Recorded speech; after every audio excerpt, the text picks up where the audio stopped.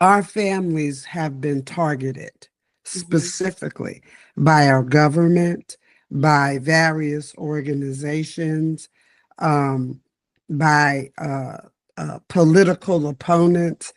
Our families have been targeted. And we don't know we were targeted. And so there has been an effort over the years to separate, to divide, to destroy the Black family. And when you see it, the results are typically detrimental to the culture, not just to that family, but the entire culture. Right. Years ago, I read this article about these elephants in I forget which nation, African nation, and they had too many elephants in one place, so they decided to divide the elephants. So they took most of the male elephants and took them to another compound, and suddenly.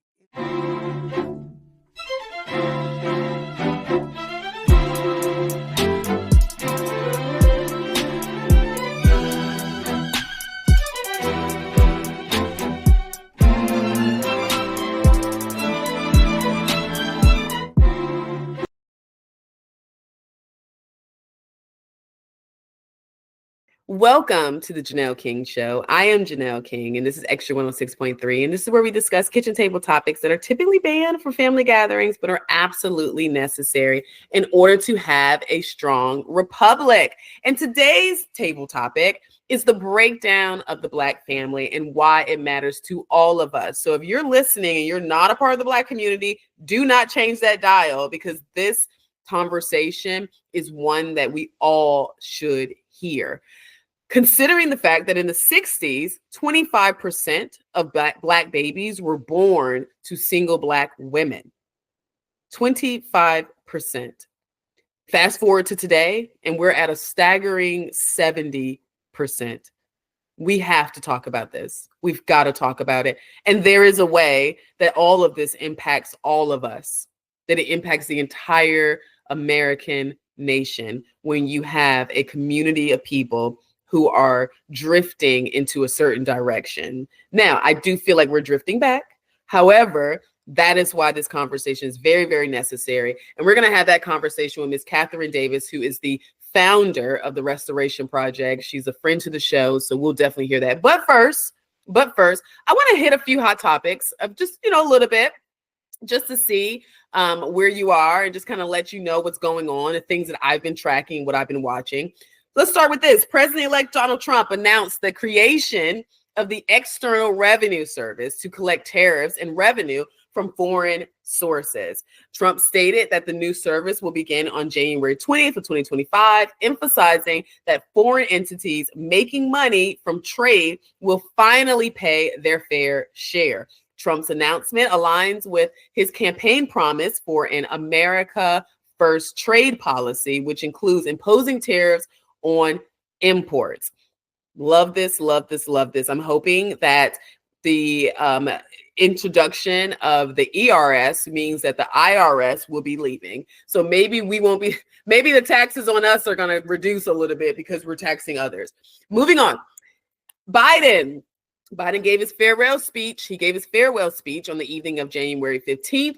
Personally, I tuned out because it got a little crazy, especially when he began to warn us of the oligarchy of wealth and power threatening democracy in his farewell speech, citing concerns over a concentration of power among the ultra wealthy. He called for a constitutional amendment to end immunity for sitting presidents after the Supreme Court granted Trump protections for criminal liability, and after President Biden pardoned his son. Okay. All right. So it turns out, because it is hard to hear someone who allegedly robbed our country, which was the Bidens, for decades, now all of a sudden you're instructing all of us on what we need to do to be right politically and to do the right thing. Okay. Moving on. As you know, the wildfires have been burning out of control in and around the Los Angeles area, prompting tens of thousands of people to have to flee their homes. And our hearts and prayers are definitely out with them, as well as those who are rebuilding and still rebuilding in Asheville, North Carolina.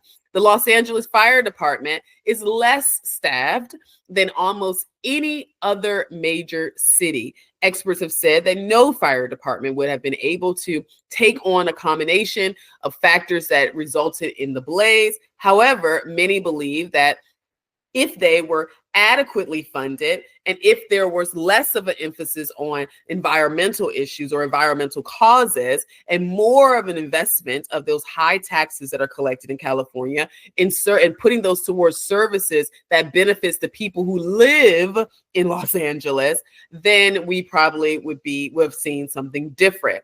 The wildfires have killed, as of the research I found during this particular show, we are at about 25 people who have lost their lives and destroyed more than 12,000 structures. That's just, I mean, that's a lot, guys. That's a lot. You know, maybe this is, I think they're stating now that this is officially the costliest fire disaster in U.S. history. Now, I did do some research and looked at the Chicago fire, and I do believe that this one has surpassed the Chicago fire, particularly because of how much everything costs, as well as how widespread these fires are. Los Angeles Mayor Karen Bass issued an executive order to expedite the rebuilding efforts, while the federal government approved $100 million to go towards debris removal. I wonder how much of that's going to Asheville in Florida, but we'll move on. The Eaton and Palisades fires are now the most destructive wildfires that they're seeing. And these fires have been, a lot of the other fires have been contained, but the fight continues. Now, I hope you feel that you've been caught up on all of the hot topics that I've been watching. I will continue to do that. I feel like I'm going to do that every single show now, just kind of hit you with a couple of hot topics that I have been watching, and then maybe a tiny bit of my commentary, because I do think it's important to highlight some of these current events. After the break, I am bringing in my guests, and we are going to explore the breakdown of the Black family and why 70% of Black children are born into single parent homes, opposed to the 25% decades ago, and why this should matter to all of us, no matter your ethnic background, political background, gender, race, anything. It matters to all of us. Stay tuned. We'll be right back. You're listening to the Janelle King Show right here on Extra 106.3. We'll be back. Hello, everyone. My name is Suzanne Guy, and this is the Church's Moment.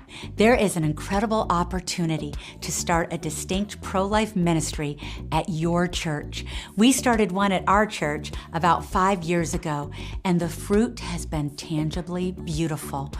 We do monthly meetings that educate and equip the body of believers on sanctity of human life issues from womb to tomb by bringing in and featuring different pro-life leaders from all over Georgia, as well as featuring different ministries like post-abortion healing ministries or foster care ministries. There are so many great community partners out there. And then the second part of this pro-life ministry is having a care team.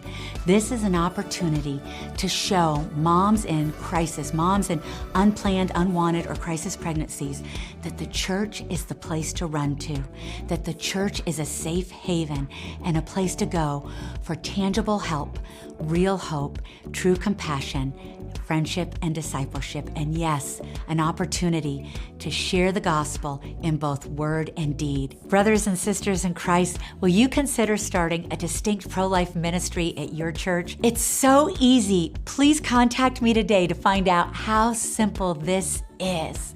You can contact me at my email, proverbs318@att.net. This is the Church's Moment. Thank you so much for joining the show. Please remember to like, share, comment, and subscribe. And don't forget to hit that notification bell so you'll be notified every time I upload new content. Now back to the discussion. Welcome back to the Janelle King Show. We're coming back from a break, and this is Extra 106.3. And this is where we discuss kitchen table topics that are typically banned from family gatherings, but are absolutely necessary in order to have a strong republic. And this kitchen table topic is the breakdown of the Black family and why it matters to all of us. And I've actually been waiting on talking about this topic because it's something that we've talked about periodically. And if you are particularly a Black conservative, we talk about this all the time because we see this as a major issue.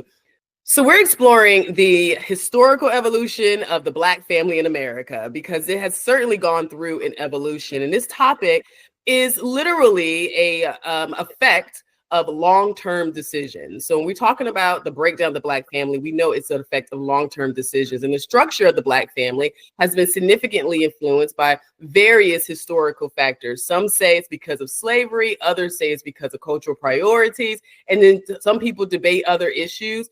Either way, we know that there is a historical reference point when it comes to the breakdown of the Black family. During the era of slavery, we did see family units being destroyed and being separated. We did see parents that were sold separately, and this did lead to some challenges. However, there was a time where society did rebuild. We did reconvene. We really did reconstruct, so to speak, during the Reconstruction era and the Gilded Age and the Progressive eras. We saw notable individuals such as Madam C.J. Walker, Matthew Henson, and other people who are extremely wealthy Black people that rebuilt, created stability, had strong families, and were able to utilize the unit in order to continue to progress. And this was all after slavery. So it always creates this conversation around what really is the cause of the breakdown. Well, today we're bringing back a friend to our show, Catherine Davis, Miss Catherine Davis, who is the founder and the president of the Restoration Project. She graduated magna cum laude at Tufts University. She is a former candidate, a congressional candidate, as well as a former gubernatorial candidate. She emphasizes positive change through education, community involvement, and advocacy. The mission of the Restoration Project is to rebuild families and to promote the sanctity of life, striving for a culture of integrity. Ms. Catherine's work has been featured in major media outlets such as the New York Times, CNN, NPR. You can go on, reflecting her commitment to holding public officials accountable, which we have to do. Welcome back to the show, Ms. Catherine Davis. Thank you for having me. I'm so happy to be here.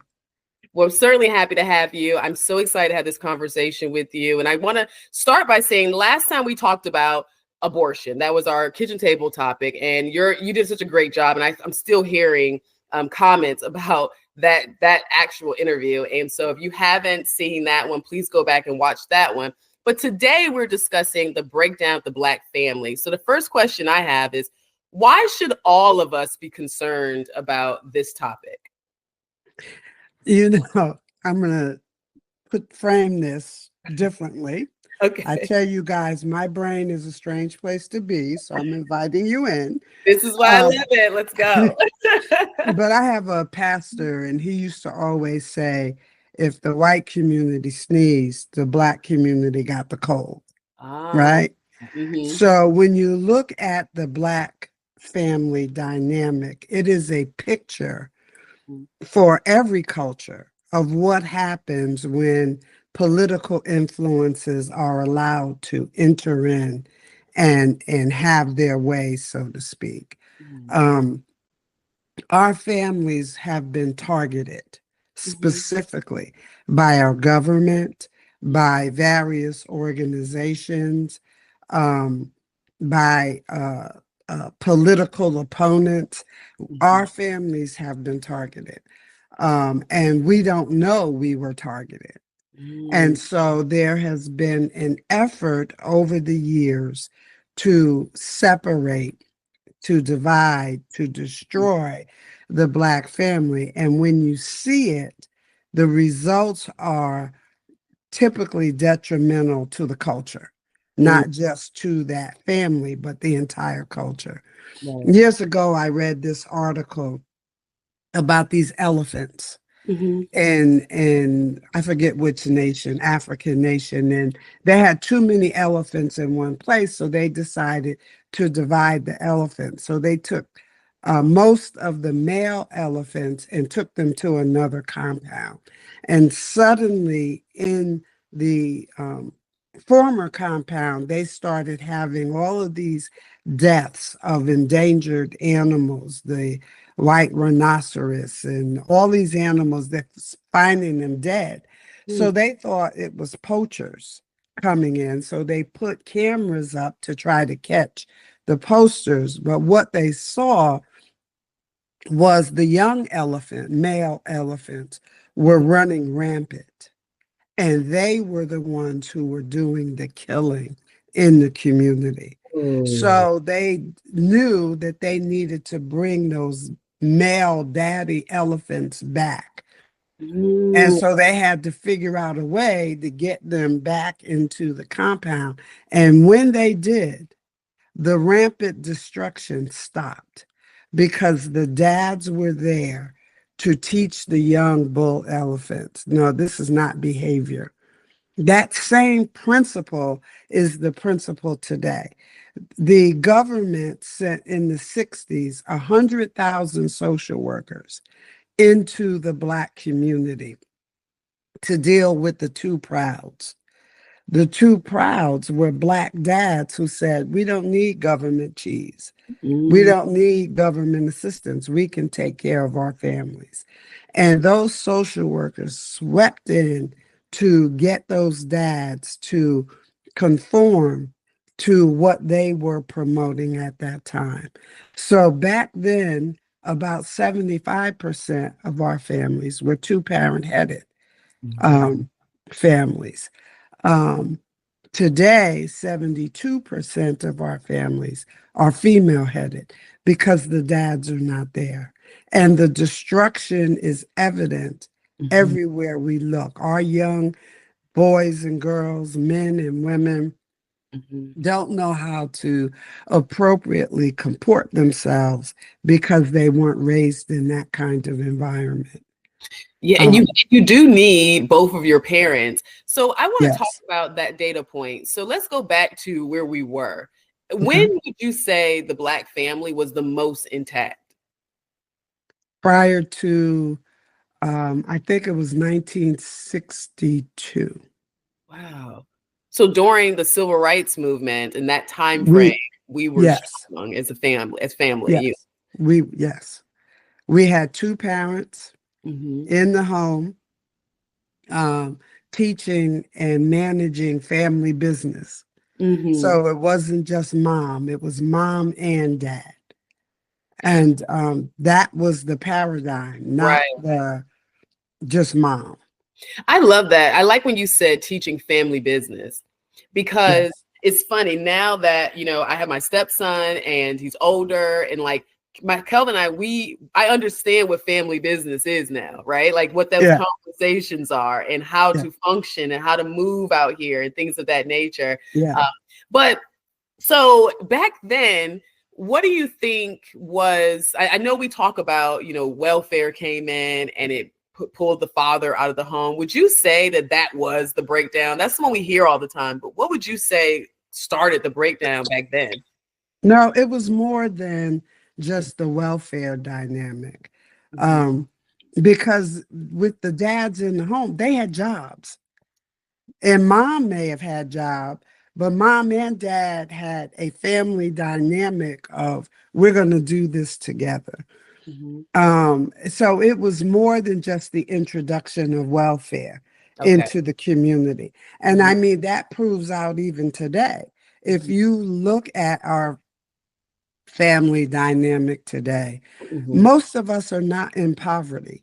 Right. We don't need the government cheese. Right. Most of us are not poor, but if you look at how we are cast in the culture, it is always that Black folk are poor, one Yep. feet short of being you Mhm. know, Mhm. destitute. Yep. And we never show the side of the family where we are managing well. Yeah. We may not be ultra rich like the Oprahs and the ball players and all Mhm. of that, but we are not at Mhm. the bottom of the economic Yeah. uh, And we didn't try. section.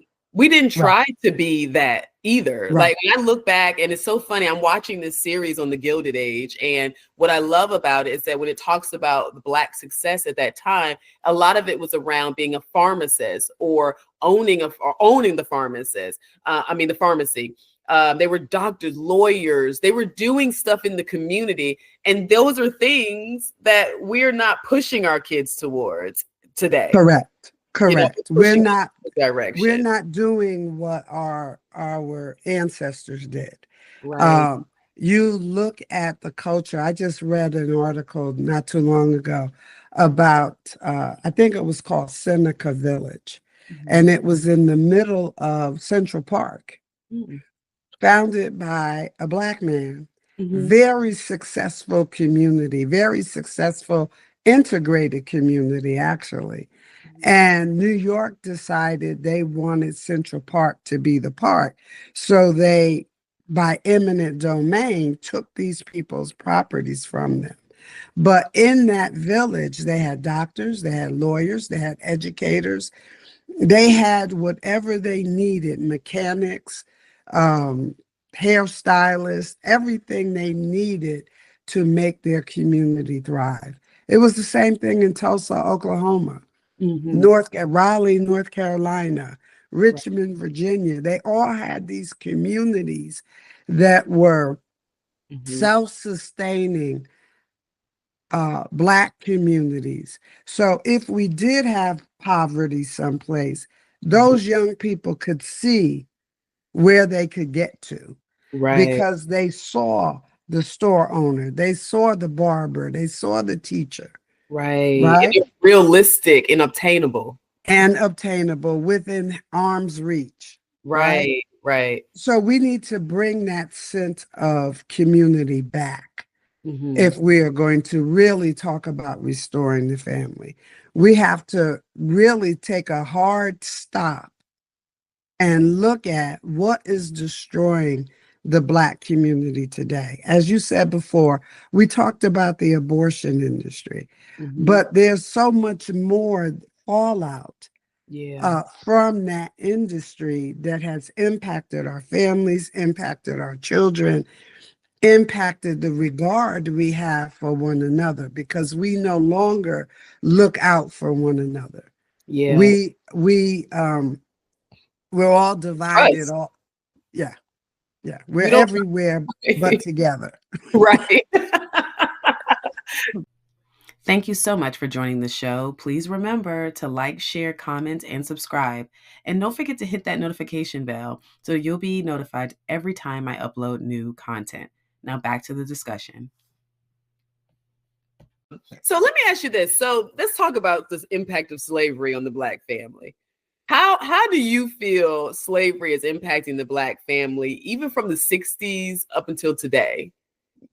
Because it was different See, back then, but you're getting me in trouble now because I don't buy the narrative Mhm. that slavery is the cause of all of the social ills impacting our community. And yes, slavery was horrible.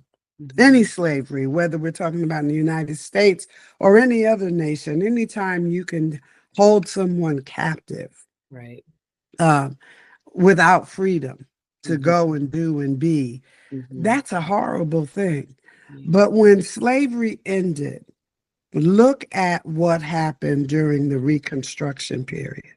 Mhm. You had fathers who walked hundreds of miles to find their family, their wife, and their children. If they were separated during slavery, they went and found. Yes. You have articles that you can see where they were advertising in Black newspapers. I am looking for, and they would put the information in the newspaper to Mhm. find their family. So there was a reconnecting Yeah. of the family. What in my mind was more insidious than slavery ever was the Jim Crow era. Because Jim Crow then took a people group and took their rights, said they were separate but equal, and they implemented all kinds of policies that destroyed family connections, right? And they would terrorize the Black community. But even in the face of Jim Crow, we still held together as one. We still were fruitful and multiplying and replenishing our community and growing stronger and stronger and stronger because we now had a measure of political power because there were so many of us. So it's kind of like what Pharaoh did when the Jews multiplied, right? He was like, oh no, we got to do something to stop them from multiplying because they're going to overtake us. And so Pharaoh began to whip them and do all kinds of horrible things. Well, it was the same principle in the United States with Jim Crow and all of the policies that prevented us from living normal human lives, right? We couldn't go to the bathroom. We couldn't drink from the water fountain. You know, we couldn't eat in the restaurant. All of these things to denigrate us as a people. But even that didn't destroy us. It didn't take hold the way they were hoping. And so that brings us right back to the narrative of aborting our children. Turning the hearts of the mothers against their children. They vested the right to terminate a child in the mother, which automatically pitted her against the father. Because they told him, you don't have a say. You can't tell me what to do.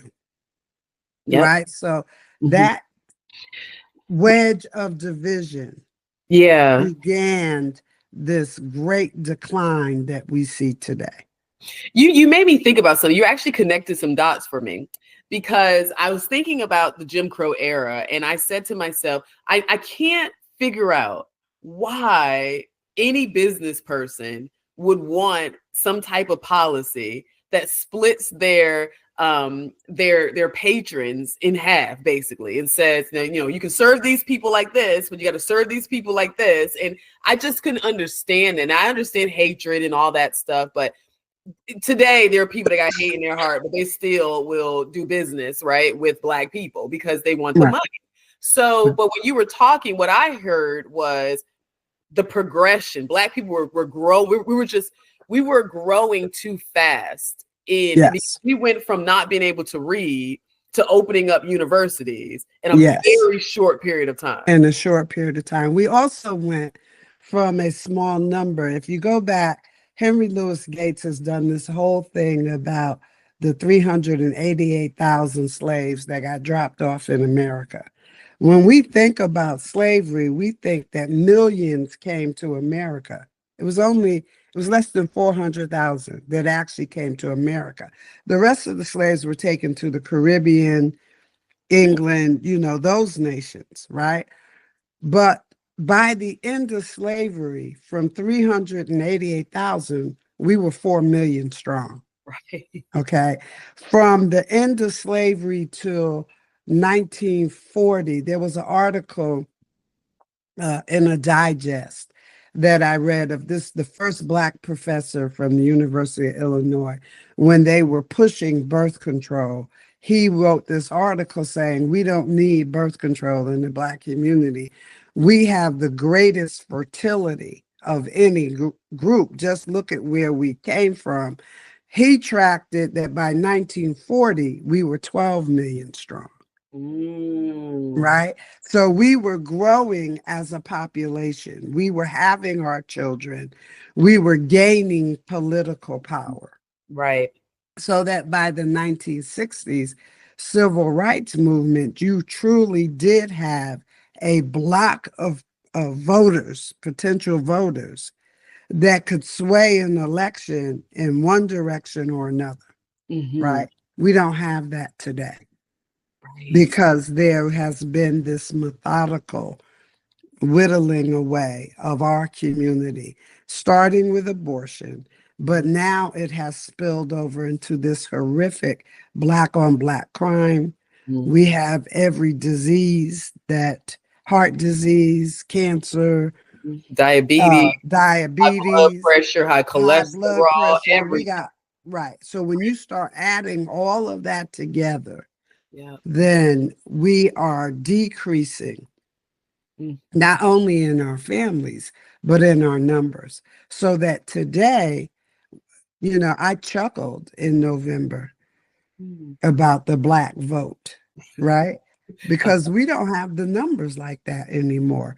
As quiet as it's kept, I do not believe we are anywhere near 14% of the population anymore because of all of these factors that has, excuse me, taken us away. I will say two things. One, I agree when it comes to the Black vote. When we talk about the Black vote, I feel like the most we really can do is I feel like we can possibly swing an election depending on how many people come out. But to your point, when I hear that the 13 and 14%, I've been hearing that my entire life. I'm like, so what? Now I know it's not going up or increasing because we're aborting too much, right? But I also know that then that means it has to be decreasing, right? Because I mean, it has to be moving at some point. So the fact that we keep using that same statistic, I would like to know what our actual number is too. What do you think it is? I think we're probably closer to 7-8%. I think we're in depopulation. It's genocide. Because we are not calling a hard stop to abortion primarily. In the 1980s, the Department of Health, NIH, did these studies, and they said if a country wants to reduce its population, they have to have abortion.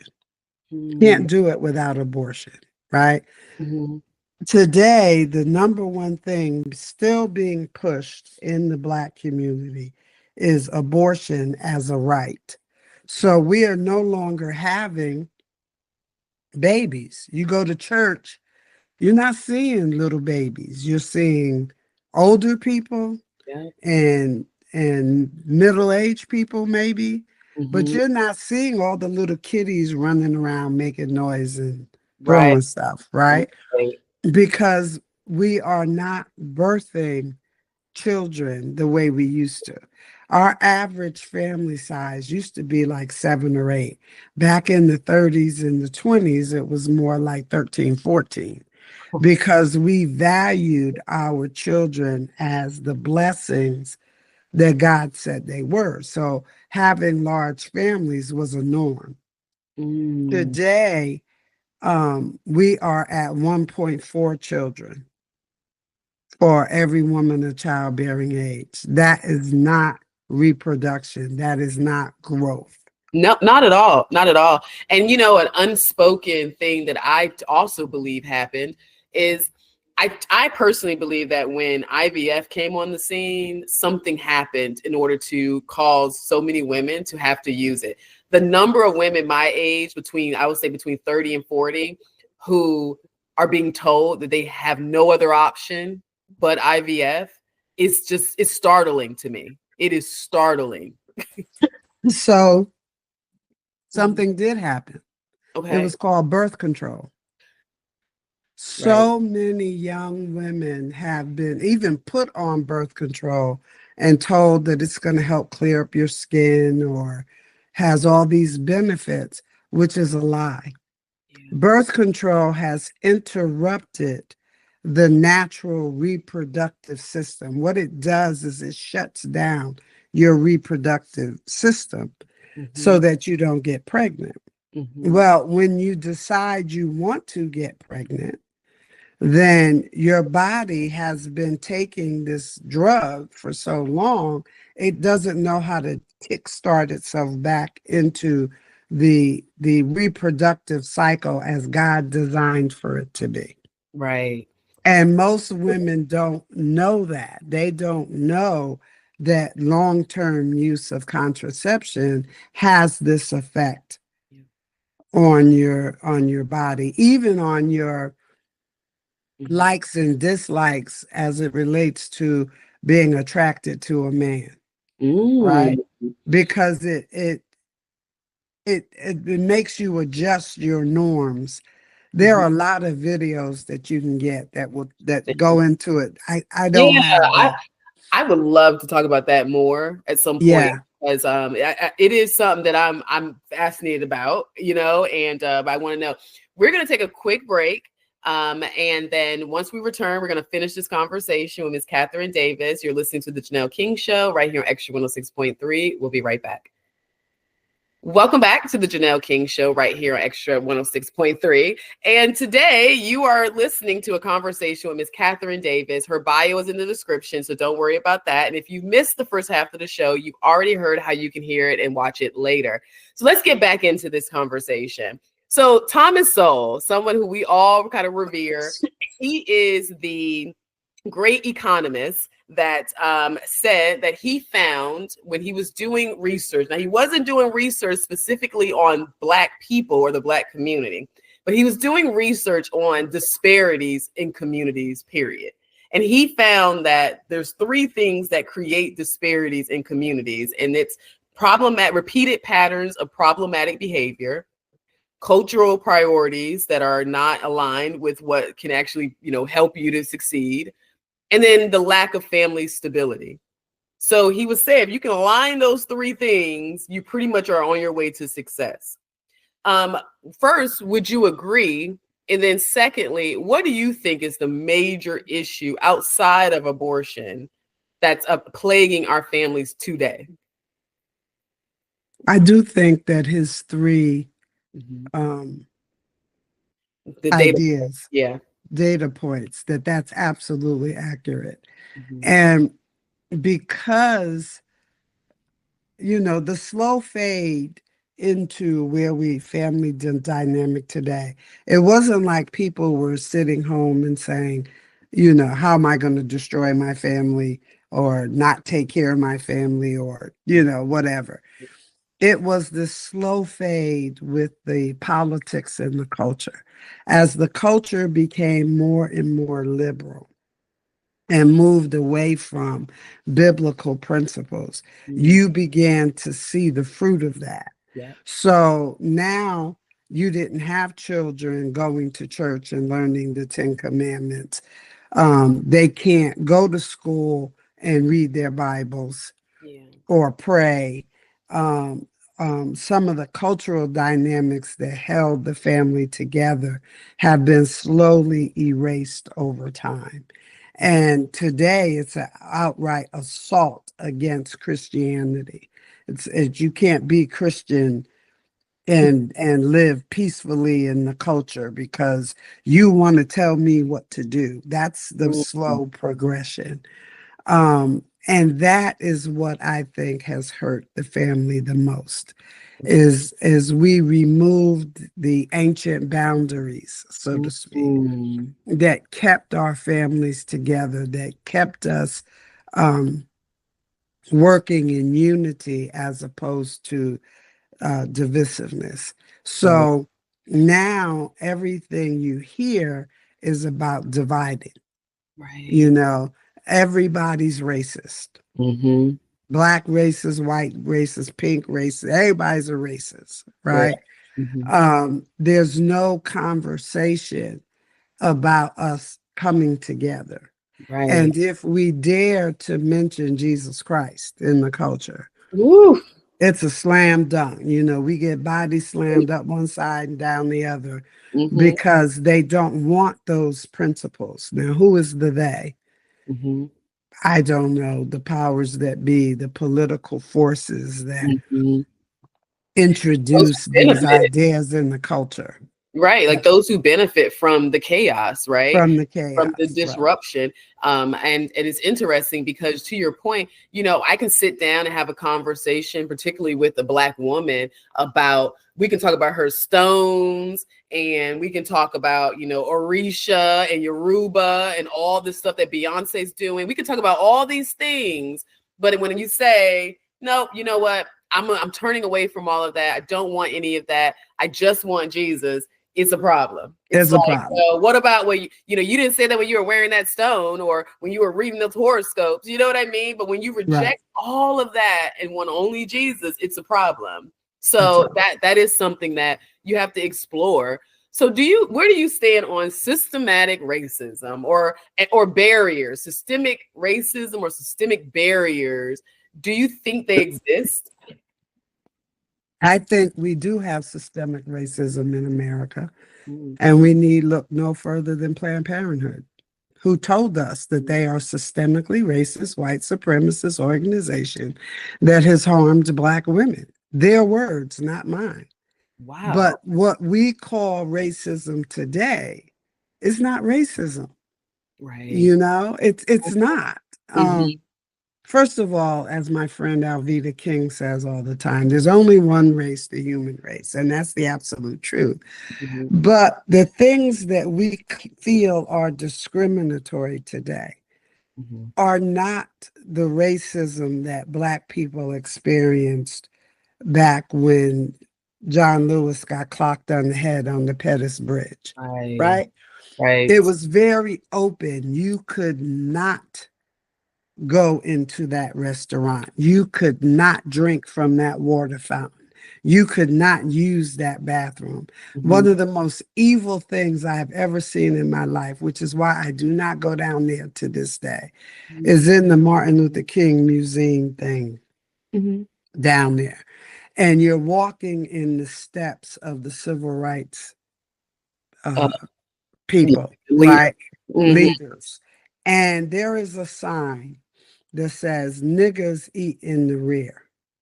And it was in the rear of an outhouse. Oh, how evil are you to tell people that they have to go where you put your bodily waste behind there to eat their food, right? Something about that sign just did something on the inside of me. That was racism. That was, you cannot go in there because of the color of your skin. We are not going to let you go to the same schools. We are not going to let you eat. We're not going to let you sleep in our facilities. That was racism. This today that we say is racist, just because a white person says something, oh, you're a racist. Well, they're stupid. They said something stupid, okay. But they're not controlling your movement, not at all, your life at all. And are you going to let them control your movement? Now, but we don't have that kind of systemic racism visible in the culture today, other than Planned Parenthood's targeting of Black women and their children under the Negro Project. And that is as black and white systemic racism as you can point to in this nation, and they are still allowed to do it in the names of reproductive rights. Well, no, but they told us, the devil can't hide who he is. He has to tell on himself. And they told us in 2020, they're white supremacists, they're systemically racist, and they have harmed Black women in particular. Right. No, that's a great point. So, because I've always said, the system can't be racist, and race is only the people. But I will say, to your point, that was a government supported program that was introduced into the system. So yeah, you're right. Like there can be systematic racism, but we're just not seeing it today. And if we want to believe we are, is one thing. But so that kind of leads into something else. And you touched on this a little bit when you first started talking about the narrative that's around Black people in the Black community. You know, it's like in a spirit of vulnerability, I think we've all had those moments where you're like, oh, I know I'm being perceived a certain way prior to me even walking in the room, simply because of how you project the Black community or the face or whatever Black people are. Can you speak to these narratives, and particularly to a lot of my audience are white, and I kind of want to speak to them about how these narratives affect the community as a whole, but also just America when you create these narratives on one particular group of people? Well, I know there's narratives for every group, but you know what I mean. We've bought into a cultural divide. Right. And you have to be intentional to move away from that. Yeah. Now, because of the narratives that have been created over the years, the average Black person has a wounded place. Because we have been conditioned to believe that slavery, Jim Crow, made us victims. And periodically the culture will punch that wounded place. Yeah. Trayvon Martin, George Floyd, you know, all of it. All of it. Breonna Taylor and all the, you know, even though there's all these stories around it and we got it, but it's still. It punches that wounded place and it causes you to tense up and say, okay, you know, who's coming for me when? What do I need to do? When in fact, if you didn't put the spotlight on that one thing to continue the narrative of victimhood. So we have to be deliberate. You know, one thing that Caucasian people will do, if they meet someone like you and me, we're not the average character of Black women, right? And they'll say something like, "Oh, you're so bright." Articulate. A lot. And I know they don't mean any harm. It's just right. You know. But that's the conditioning. Yeah. And so our job, if you will, and the culture's job is to stop promoting the negative. We are a people of genius. Yes. If you go back and just look at America and how America has been built and all of the inventions and ideas and stuff, right? You're going to find somebody's Black fingers in there somewhere. Right. You know what I'm saying? It didn't happen. It wasn't all the Caucasian people who developed the internet or the light bulb, or you know, the ironing board and the iron or the folding chair or the you know, we had lots and lots of hidden figures, human calculators, right?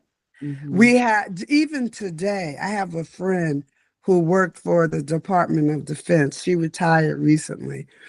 And she got a new position and she walked into the room over the, you know, for her new job.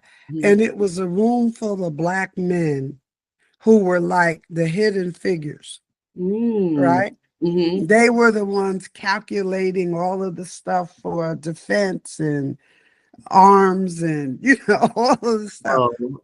We don't know about them. Right. We don't know about the 12-year-old boy who was so upset that a baby was left in a hot car. He created a device that you can have installed in your car that if you left a human being in the car in the heat, it would call you. And if you didn't answer in a certain, first of all, it would turn on a fan, but they would call you. And if you didn't answer in a certain time, they would notify the police. Wow. So you're a young Black boy. Wow. Right? We don't know about things like that, people Mhm. like him. Right. You know, we do talk about Ben Carson Mhm. separating the conjoined Yes. twins, but rarely do you hear about Vivian Thomas. Mm. Vivian Thomas was a Black doctor who first touched a heart because they used to believe if you touch the heart, you're going to die. Mm. And he did the whole surgery procedure to cure blue babies, Hmm. What's but they wouldn't let him in the operating room with Dr. Blaylock. So check this out, Janelle. Dr. Blaylock calls him Mhm. into, because of segregation, they said Vivian couldn't go into the operating room. So Dr. Blaylock didn't know how to do the operation. So he calls Vivian into the operating room. Vivian stands on a stool looking over his shoulder and tells him how to do the operation. Wow. We don't talk about people like him. Yep. There's a movie, Most Deaf, played Dr. Vivian Thomas. It's awesome. It's Mhm. called Something the Lord Made. I Ah, would recommend you watch it. It's thank you. amazing. But anyway, I'm saying that we have people like that. Mhm. The ones who get showcased today are not representing the true standard on which the Black community was built. Right. I'm sorry, but people like some of these Black women that are being showcased today Right. are an embarrassment Yes. to our community Yes. because they do not represent who and what we are. Right. We don't talk about them like Dr. Mildred Jefferson, first Mhm. Black graduate of Harvard Medical School. Mm. You know, people don't know about her. They don't know. That's what we need to shift the culture. I would encourage our Caucasian friends, do some research. Mhm. Find out who and what Blacks have really contributed Yeah. to the nation. And let's celebrate them. And let's not buy this narrative. Poor Caucasian men, I feel so sorry for them because they can't do nothing right today. Nothing right. Oh, nothing. Nothing Yeah, right. I know. I There's know. It's no like we don't good even thing get in right. them. It's like, why are they even exist, right? That's how it's so bad. Yeah.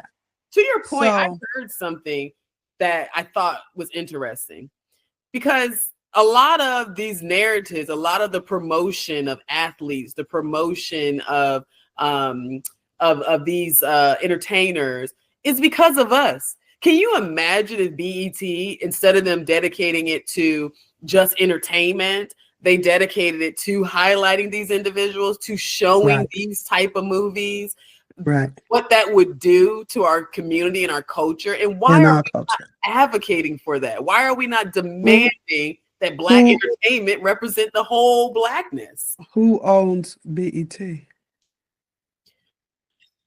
Correct. I know. I know. Okay. So, I mean, the thing is, the answers rest with us Yep. in the Black community. Mm-hmm. We have to decide for ourselves this far and no further. We have to go back and put the ancient boundaries back in place. Yeah. We have to make sure that our families are not being subjected to Mm-hmm. these policies and stuff that's literally Mm-hmm. genociding us out of the culture. Yeah. And only we can do it. Right.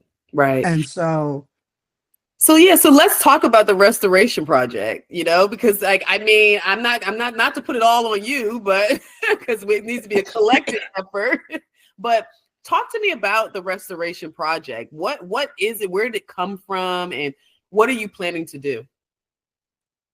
the restoration project came actually because God told me to put together an organization. I did not want to do it. I said, we have enough organizations out here. God, just let me go work with them. And he was like, no. And to the point that I supernaturally got my 501c3, where everyone was saying it was going to take months, months and months. I had my 501c3 within a matter of 30 days. That's how much it was God ordained. Yeah. Now, the hope of the Restoration Project is to educate about the public policies that are destroying our communities, whether it's Black communities, Caucasian communities, whatever. We are being systemically and systematically destroyed. And what's behind that? What do we need to do to restore our families and our culture? How do we bring education back? It used to be that every Black child was told, you not only can you learn, you will learn, and you will learn better. You're not going to have an excuse that you can't. You're going to sit yourself down and do it. Where did that value go in recent times? Excuse me. So I work to educate, to get to people of influence and connect some dots. Excuse me. Can we look at this and see, like you asked earlier, what's the destruction point and how do we go back and fix it, right? So I want to talk to my brothers and sisters and say, enough, we have to go back and course correct, because the outcome means that we will no longer be a people group in this nation. There won't be any Black folk left if we don't course correct and call a hard stop to the lifestyles that are killing us. Yeah, I love that. I love that. Okay, just to close, what are some steps someone can take right now? Like, what are some small individual steps you would recommend to, let's just say, the Black mom, the Black dad, whoever that's listening and watching, that's wondering, how can we turn this around? Get the information. Yeah, get the information and then talk about it.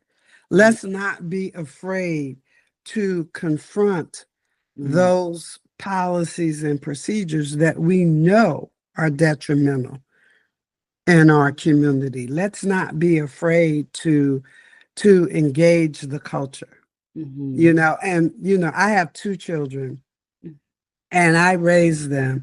If you do wrong, don't expect me to come rescue you. Now, if you right, I'm going to fight to the mat for you.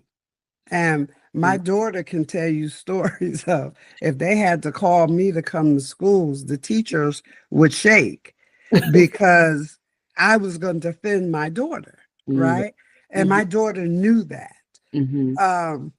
But if my daughter did wrong, if my son did wrong, and I would ask him, well, did you do it? Well, yeah. Well, then you got to pay the penalty because you did it. I am not going to excuse away your bad behavior. Right. Just because you're my son. Now I'm going to come visit you. If you got to go to jail, I'll go visit you in jail. I'll bring you some chocolate chip cookies and milk. But we're not going to pretend that we are this virtuous group that's not doing these things that's destroying your ability to succeed, right?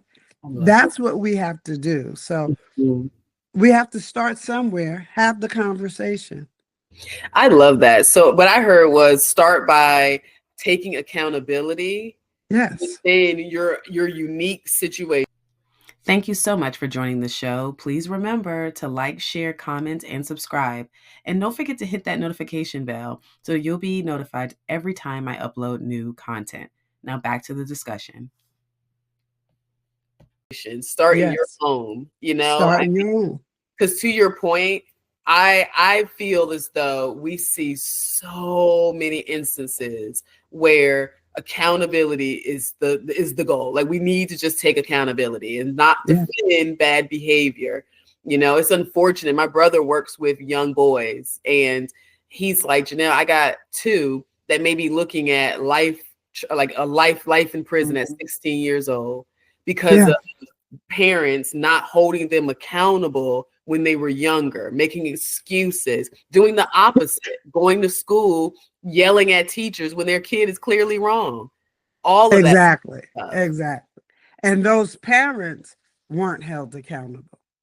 See, Right. somewhere we dropped the ball Mhm. with our children and not giving them the same foundational um, uh, understanding of how to comport yourself in the culture. So, like, we'll say, well, we have to have the difficult conversation with our children if they get pulled over by the cops, right? Mhm. But you're not having the difficult conversations with them about their behavior, like you said, that is driving them needing to have a police intervention, Right. right? So you're right. I just listened to a podcast yesterday of this guy talking about his daughter is a teacher in the Baltimore school system, and she's teaching 5, 6 year olds, and the kids are coming in there cussing like sailors. So she reaches out to the parents to say, this behavior is not acceptable. And the parents come to the school wanting to beat her up. Right. And it's like, what in the world? So how do we have to have a come to Jesus meeting Yeah, right. in our community and say, okay, enough of this. Right. And God knows that, in my opinion, which won't get you a cup of coffee, we need Jesus. Yes. We need a visitation because the culture has gone so far astray. Yes. Only a visitation will help bring it back to some degree of righteousness, of holiness, not pastors telling their single members to use sex toys, right? Right. But where we are talking about foundational principles that you can stand on, and no matter what storm comes, if you're on those principles, you're not going to get blown away. Yes. So we need Jesus. I hope you're enjoying my conversation with Ms. Catherine Davis.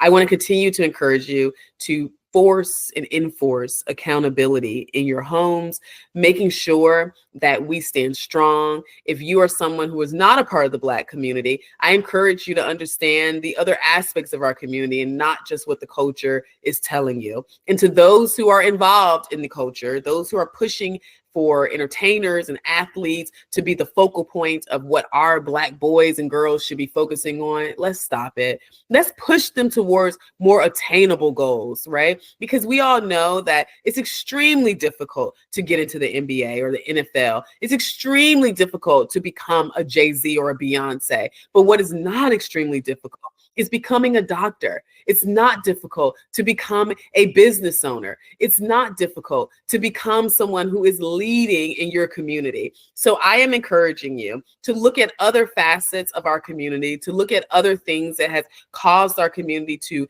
grow and thrive, and to be a part of that.